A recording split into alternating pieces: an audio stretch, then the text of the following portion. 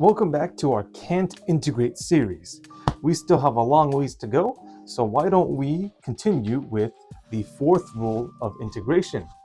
This rule is also known as the natural log rule. Now, this rule goes a little something like this. You will start with the integral of 1 over u du, and that will result in the natural log of the absolute value of u plus c. Ooh, this is meant to be very easy. I should not see anyone having any trouble with this rule. Just remember is that having something like this in the integral, 1 over u, will not be the same as the steps that you will take to 1 over u squared in the integral. Ooh, this is where the real tricky part comes in. Always remember that if your exponent here, and if you didn't know, there is indeed an exponent there as an implied 1, is only related to the natural log rule, while anything else will be in reference to the exponent rule. If only we could manifest this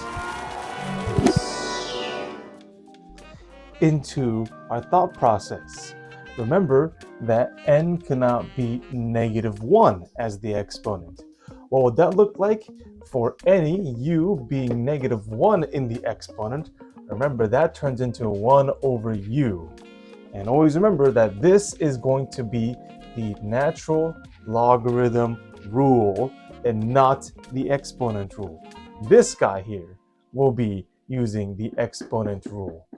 The same one that we have been practicing last time, but not for the ones that we're going to go over today. So why don't we have one in the simplest terms possible? Why don't we have a quick example here of 1 over 3x in the integral dx?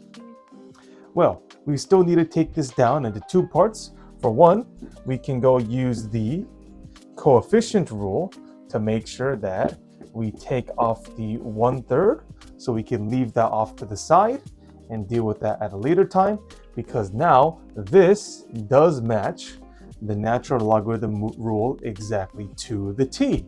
So this turns into 1/3 times the natural log of the absolute value of x plus c. Pretty easy. Now, always remember that we can always check our work if we can remember that.